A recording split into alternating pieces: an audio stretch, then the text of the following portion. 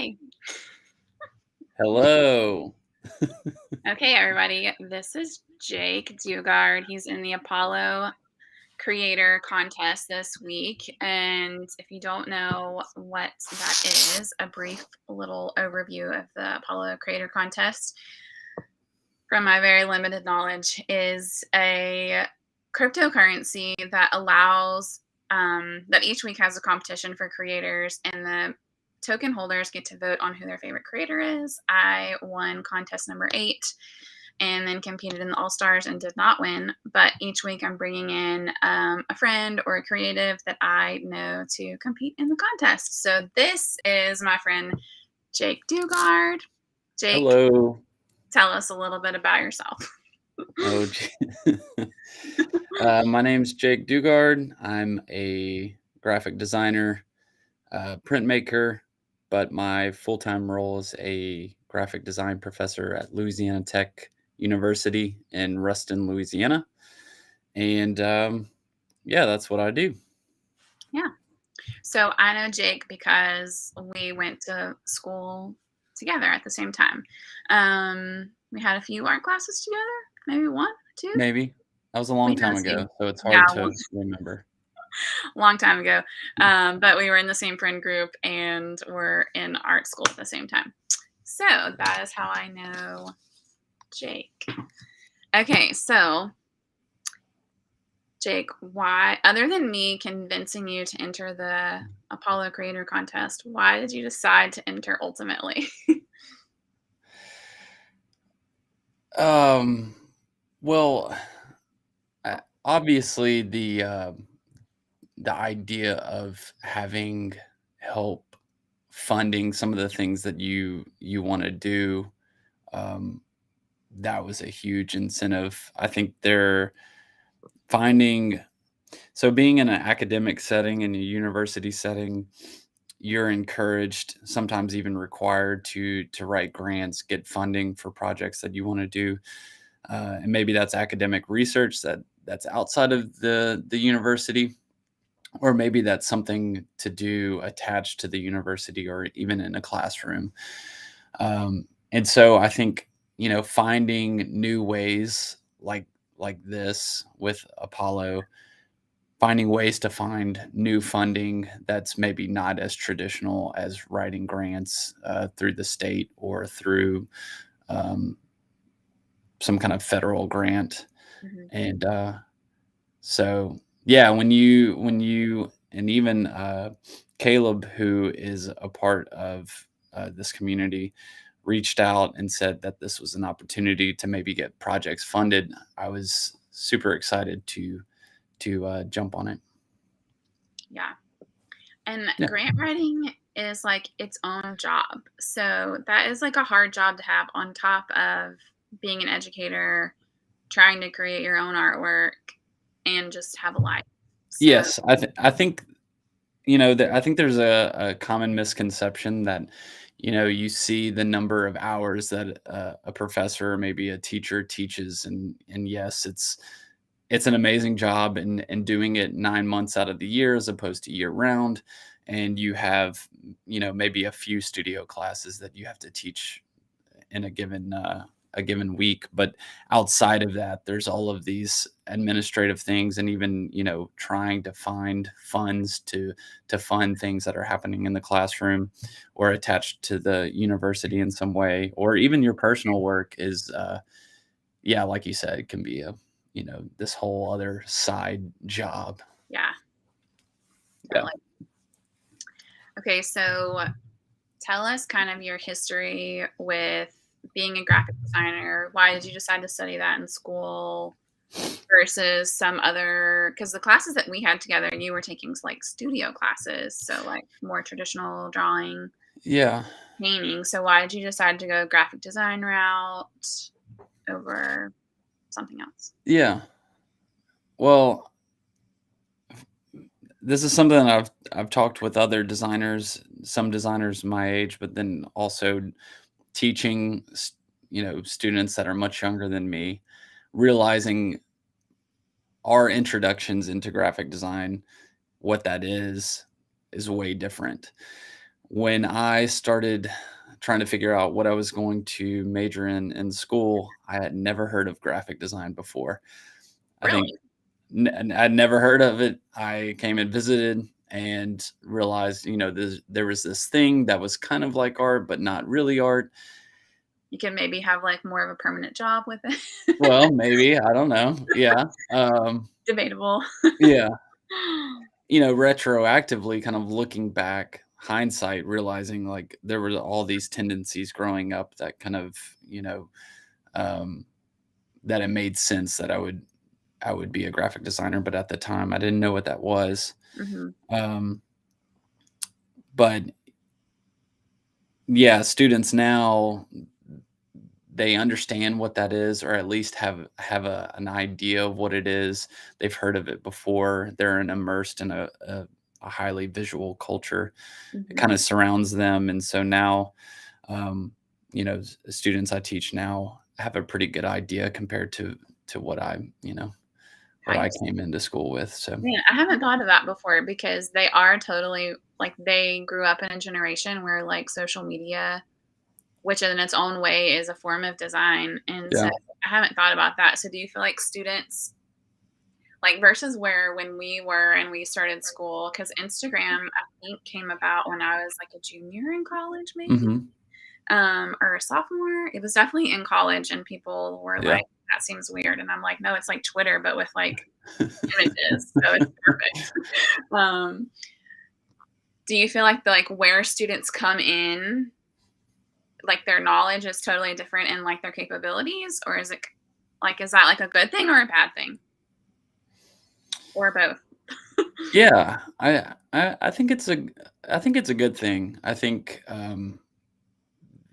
them understanding kind of the impact that design can have, whether that's conscious or not, maybe it's subconscious, where they realize, they are immersed in a highly visual and digital culture.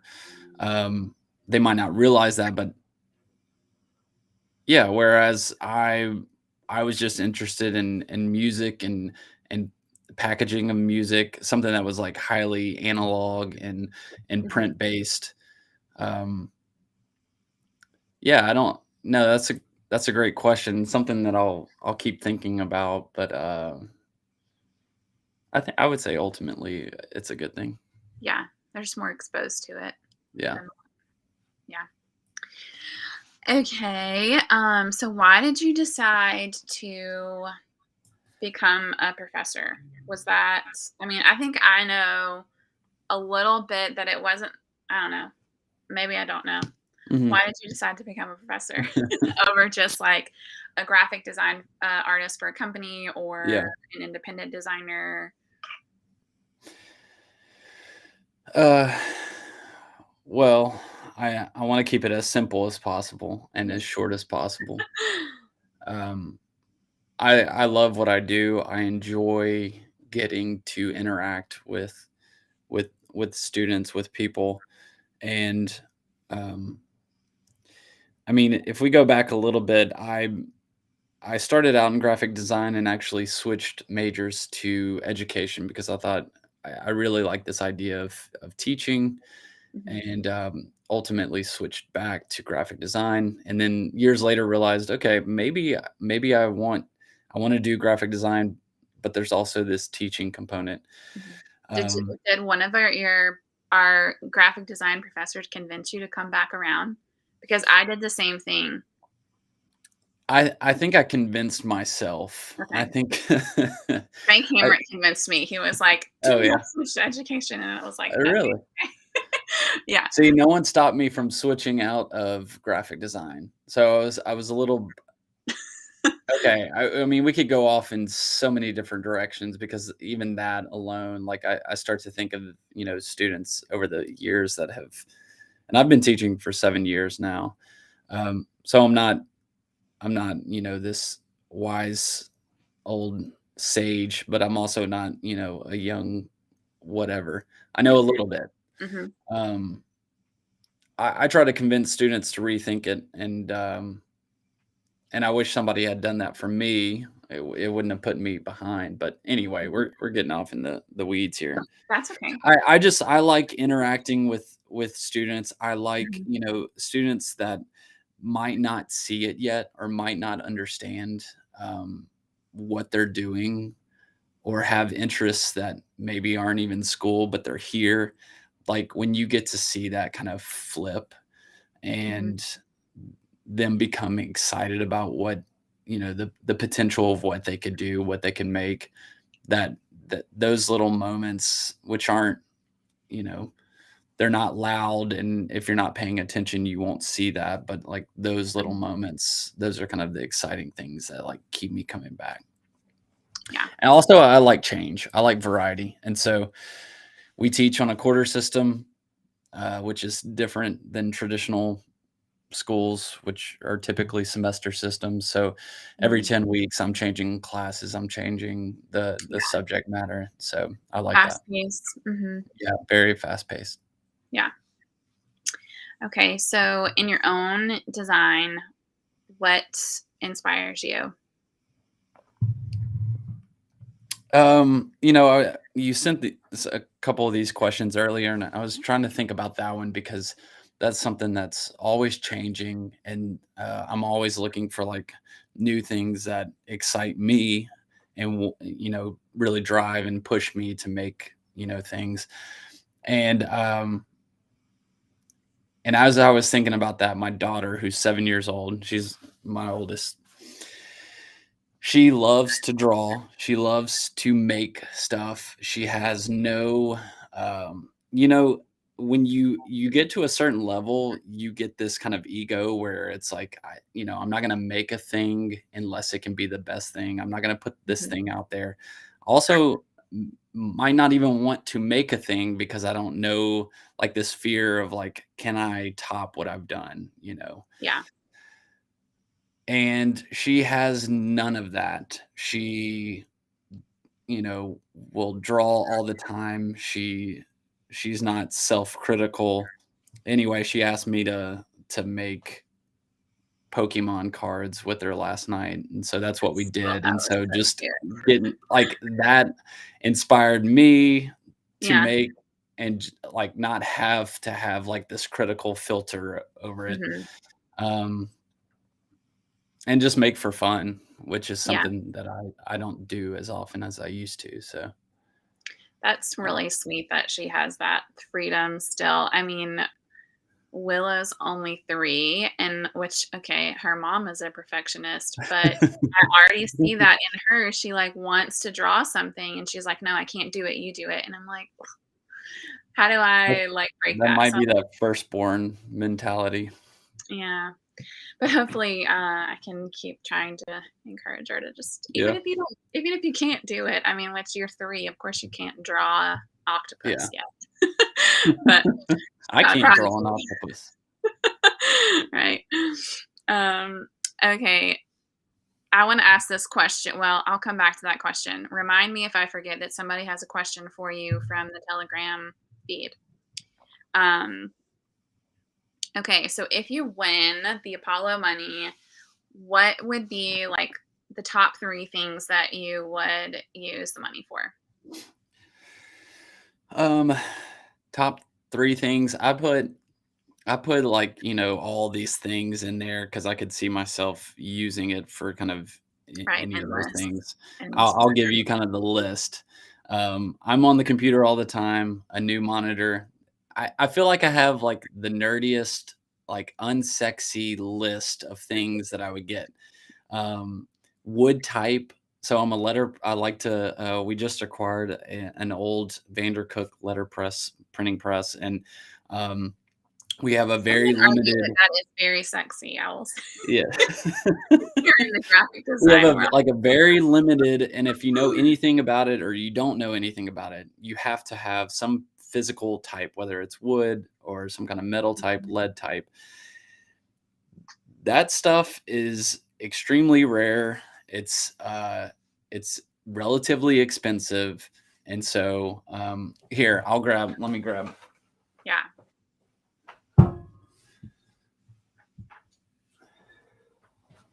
like, I have I have this numeral set right here that's just kind of sitting on my shelf, Oh, yeah. and that's an example of it.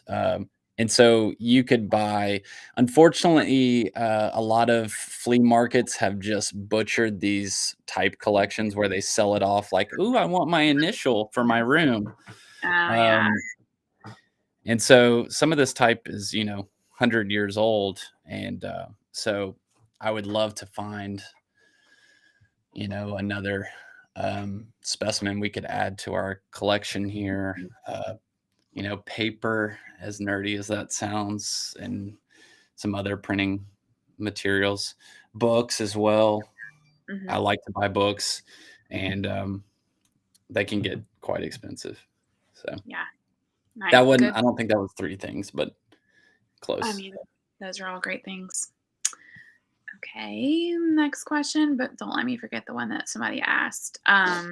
Okay, so recently in the Apollo chat, we saw that we have some merch, and people thought that Caleb or Hegemony, I think that's how you pronounce his username. I don't know. Hegemony, um, Okay. that he designed the merch that came out, but you were actually the designer, right? I was. Yeah, Yes. Caleb asked me, you know how to do this, just flash up an image of it. You can do that, right? Me? Yeah. No, I can't do that. I am so Uh, technology yeah, I illiterate. wish I had that just, ready to Well, it'd go. be I great, don't. right? Um, I can see what I can do. Let's see. yes. Don't No, worry I about can't. it. Yeah, I mean, Caleb reached out and he was seeing if I wanted to design a shirt, and I immediately had this connection to the space program and or mythology, and he was all for that for this particular project, and Mhm. um, hopefully I can get my hands on one soon. But And it's the yeah, same. I would like more of a like feminine, like B cut shirt. okay, Caleb, get on that. Throwing that out there. Um, but yeah, people love the designs, so I just wanted to do a shout out that Jake was the designer of the new Apollo merch. Yeah. Okay, and you recently just started a podcast. Tell us Yes. about the podcast. It's called Tangent. So it's I created this event series a few years ago called Medium Stories, and it was pre-COVID, and once a month for 3 months, we got to do it for 3 months before everything kind of shut down. Mhm. It was I would invite different people in the community to come to this event. It was in the morning, and I would have an artist or a maker or designer, entrepreneur talk about their practice. And so we did that 3 times, and unfortunately that ended, and maybe that could be resurrected again. But that, something that people kept saying was, this should you should consider, recording these or making this a podcast. And at first I was hesitant to that idea because I wanted the kind of the experience of it to be small. I wanted it to be something that you had to be there to experience.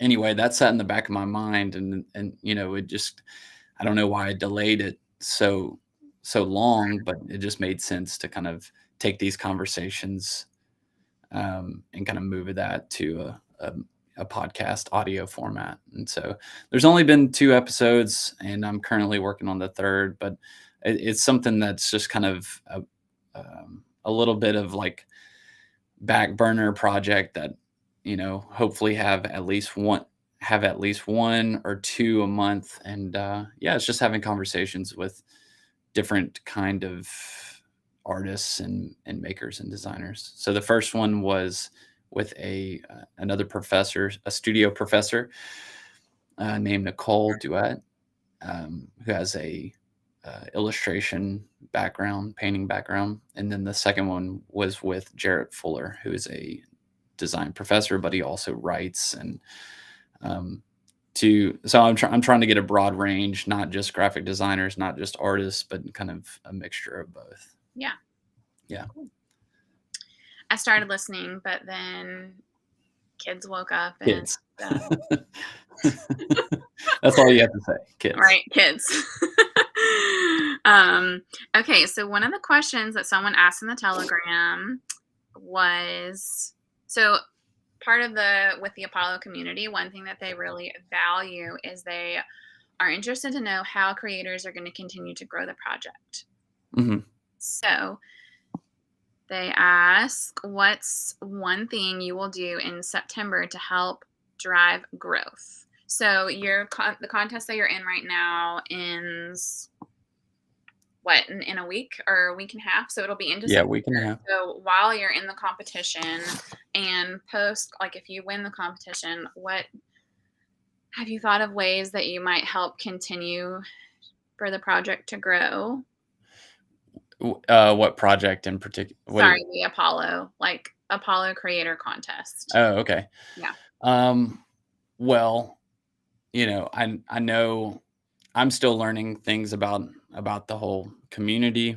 I think a couple of things. One is Ca Caleb, one of the designers, part of Apollo, he's talked about multiple merch items, so, that could be a one route, but then also is constantly kind of communicating and, sharing kind of what I'm working on. If I were to win, these are the things that happen with that money, and hopefully that would kind of build up to I haven't scheduled it out, but when I don't wanna get too far ahead of here. I gotta win, this particular contest, but, Yeah. hopefully win and then come back at the All-Stars at the end of the season. Yeah. But I think, the more people that reach out to other people, like, I already have a list of, other artists and designers that I know could use funding for their own projects and get connected. I mean, there's other teachers that I know. I mean, I've got faculty here um, that I have shared and plan to share, this kind of thing because, honestly, especially teachers in an academic setting are always looking for funding in some kind of way. Yeah. I mean, I know for me, it felt like this really ambiguous thing of like, I'm in this competition. And then once I actually won, because the first week I competed, I got second. And then the second week I competed is the week that I won. And so Mhm. it became this more concrete thing that I was able to tell people about. Yeah. And they were like, oh, okay. I mean, like, I feel like that was part of the reason why you were like, wait a second, you actually Yeah. won? And I'm like, yes, Yeah, it's yeah. like a real thing. So, Yeah, I yeah. think, um, there's a little bit of, skepticism when it comes to stuff like this because you think, well, you're competing against the world and, Hmm. uh, by experience, it's like, well, what's the point of, doing this thing? But seeing, people actually get their projects funded and, potentially come back to compete again for more funding, um, Hmm. and to be part of something new, I think is exciting. Like I Yeah. said, I'm I've been looking for non-traditional ways to fund some of the projects that I'm doing here up at the school. So, Yeah. One thing too that I just thought about randomly, which I know like you've got like professors, but also there was one week that a high schooler won the competition. oh, really? Yeah, he was like a videographer, I'm pretty sure. It was Okay. before I was really involved, but I remember when I was in school, Frank Hamrick, every quarter, I don't know if it was quarter or multiple times, we had to apply to get into the Sun magazine, like they Yeah. do like photography covers. Yeah. And it was like, why am I doing this? Like, Yeah. this is, I'm not going to ever get on this magazine, but it was just a good way to like apply for something. So it could Yeah. also potentially be something like your senior, like, I know y'all have a senior design class where your seniors like Yeah. apply. No, that's Done a that great before? idea. And Yeah. it makes I'm not, gonna start planning or anything like that, but even thinking about there being some kind of spin-off, contest Mhm. that's strictly about, students, high school students or college students that are artists or makers or designers or musicians or whatever, and Yeah. they, compete against one another. And that's Mhm. this whole separate, category. Um, yeah, Yeah, I I mean, think they that's a definitely awesome. are wanting to, like, expand as the, project grows, like, create sub-contests so that it does, like, like, the week that I won, I was competing against somebody that had, like, 1,000,000 followers, and it's like, Yeah, this like, a mountain that I don't wanna climb, but then I, like, yeah, somehow did it. And so it will kind of, like, hopefully, the more people that are applying, there can be, like, categories within there, and I think students would be a really great yeah, competition. So, yeah. okay, well, tell everybody where they can follow you on Instagram or your website, your podcast, Yeah. all that kind of stuff. Yeah, so I frequently post on my website, which is Jake Dugard Dugard.com, and Instagram at Jake Dugard and Twitter at Jake Dugard. So yeah, Okay. hopefully you can find stuff there. I've got a newsletter, and if you go to my website, you'll see a little pop up that comes up, and um, I'm not I don't send out too many emails, but maybe once a month or so. So Yeah. yeah, I try to stay active because I'm constantly working on different projects, whether that's stuff with students up here or my personal practice. So Mhm. yeah, Cool. All right. yeah. Well, everybody, Jake Dugard would love your vote this week. Please vote for me. Yes. Thank y'all. Bye, guys.